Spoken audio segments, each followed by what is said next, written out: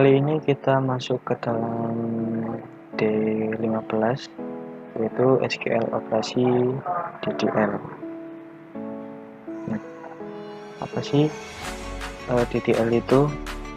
DDL adalah data, kepanjangannya adalah Data Definition Language. Dengan perintah SQL dalam DDL dapat digunakan dalam membuat dan menghilangkan tabel. Yang kedua, memodifikasi tabel dalam database. Kemudian kita membuat dan menghilangkan. Dan selanjutnya kita membuat dan menghilangkan indeks. Hasil dari kompilasi perintah DDL berupa kumpulan tabel yang disimpan dalam file khusus atau kamus data. Definisinya bisa dilihat seperti ini ya. Data dictionary merupakan metadata atau superdata, yaitu data yang mendeskripsikan data sesungguhnya. Data dictionary ini akan selalu diakses dalam suatu operasi database sebelum sesuatu file data yang sesungguhnya diakses. Nah, caranya membuat tabel ada beberapa ya. Langsung saja, untuk membuat skema tabel baru sekaligus mendefinisikan relasinya dapat digunakan perintah SQL sebagai berikut.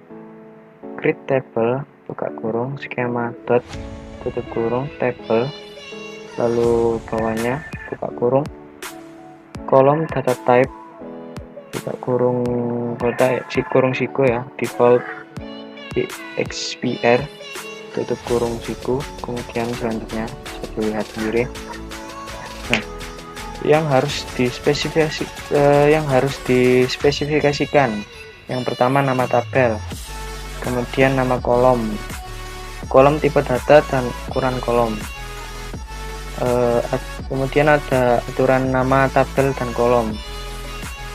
Yang pertama, harus diawali dengan huruf, kemudian panjang nama atau karakter antara 1 sampai 30 karakter.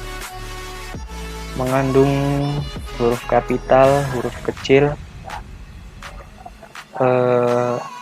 angka 0 sampai 9, underscore, seperti ini, seperti mata uang dolar ya, dan juga pagar.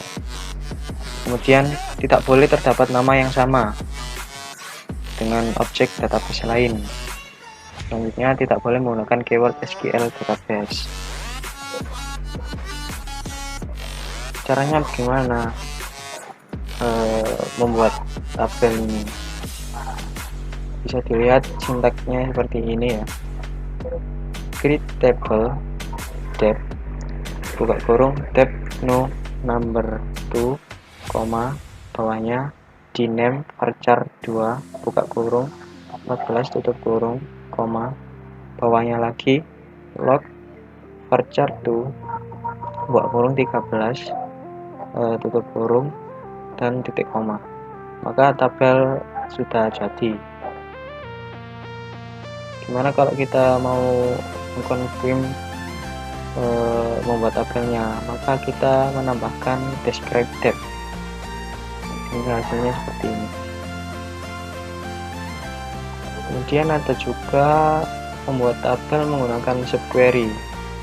Statement SQL untuk create table sekaligus menginsert data sehingga sama persis dari tabel lain dapat dilakukan dengan menggunakan subquery perintah SQL berikut.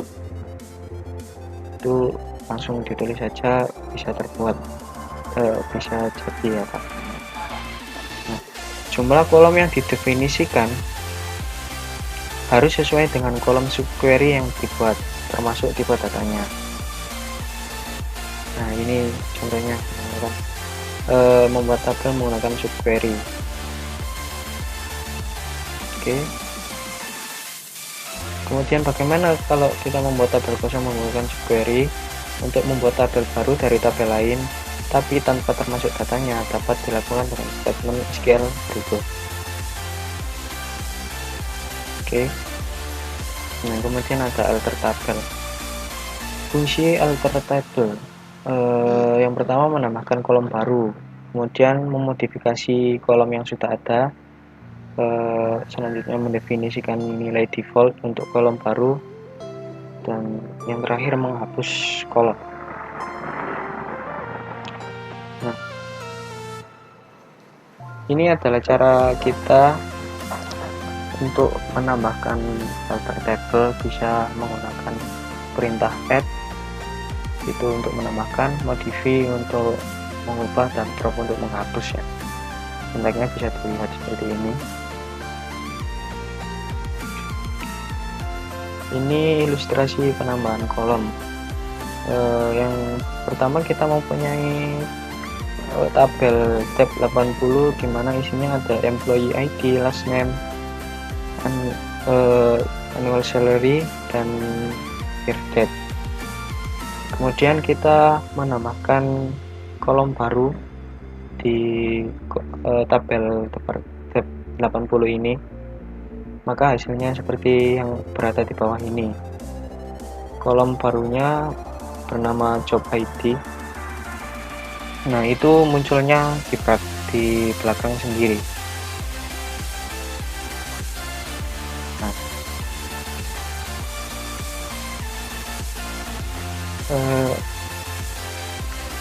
ini menambahkan kolom ya.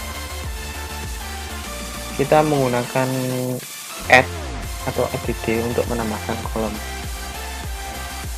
Seperti yang saya jelaskan tadi, kolom baru akan berada pada akhir kolom.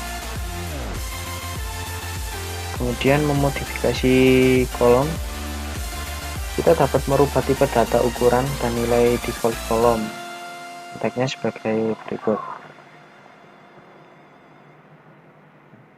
Kemudian menghapus, gunakan drop kolom untuk menghapus kolom. Sintaknya seperti ini. Nah, kita harus memastikan bahwa kita benar-benar akan menghapus kolom yang dimaksud, karena tidak bisa dilakukan rollback kembali. Jadi kita tidak bisa Ctrl Z. Kemudian dropping table, menghapus tabel. Semua data dan struktur dalam tabel akan dihapus. Beberapa transaksi dengan status pending akan dikomit atau dimasukkan. Semua indeks di drop atau dihapus. Kita tidak bisa melakukan rollback dari statement drop table. Seperti yang saya katakan tadi, kita tidak bisa langsung Ctrl Z.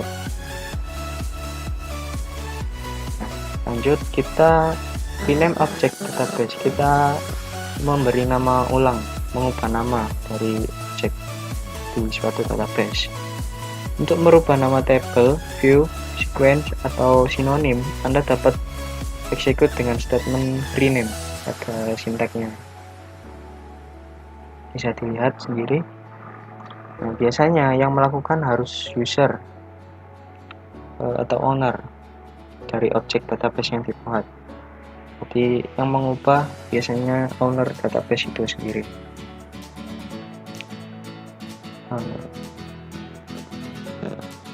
Sepertinya itu saja yang saya bisa sampaikan ya.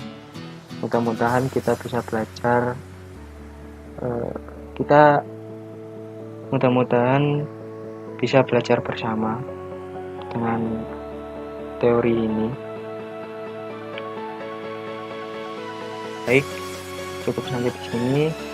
Sekian dari kami. Wassalamualaikum warahmatullahi wabarakatuh.